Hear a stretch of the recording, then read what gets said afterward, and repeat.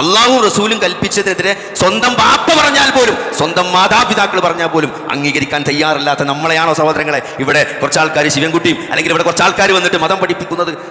അതുകൊണ്ട് ഇവിടെ കൃത്യമാണ്, ഇവിടെ അള്ളാഹുവും റസൂലും എന്ത് പറഞ്ഞോ അതിനാണ് ഒരു വിശ്വാസിയെ സംബന്ധിച്ചിടത്തോളം മുൻഗണന. അത് മാറ്റാൻ ഇവിടെ ആരൊക്കെ എങ്ങനെ ശ്രമിച്ചാലും അത് സാധ്യമല്ല. അതിനുവേണ്ടി മരിക്കാനും അതിനുവേണ്ടി ജയിലിൽ പോകാനും അതിനുവേണ്ടി എന്തൊക്കെ ചെയ്യണം. ഷെയ്ഖുൽ ഇസ്ലാം ഇബ്നു തൈമിയ്യ പറഞ്ഞ പോലെ നിങ്ങൾ എന്നെ പട്ടിണി കിട്ടാൽ അതെനിക്ക് വ്രതമാണ് എന്നാണ്, അല്ലെ? നിങ്ങൾ എന്നെ ജയിലിലടച്ചാൽ അതെനിക്ക് ഏകാന്തവാസമാണ്, നിങ്ങൾ എന്നെ കൊന്നാൽ അതെനിക്ക് രക്തസാക്ഷിത്വമാണ്. ഒരിക്കലും ഒരു വിശ്വാസിയെ സംബന്ധിച്ചിടത്തോളം അത് നഷ്ടമല്ല എന്നുള്ളതാണ്. അതുകൊണ്ട് നമ്മൾ ജീവിക്കുന്നത് ഇന്ന സ്വലാത്തി വനുസുക്കി വമഹിയായ വമമാതി ലില്ലാഹി റബ്ബിൽ ആലമീൻ.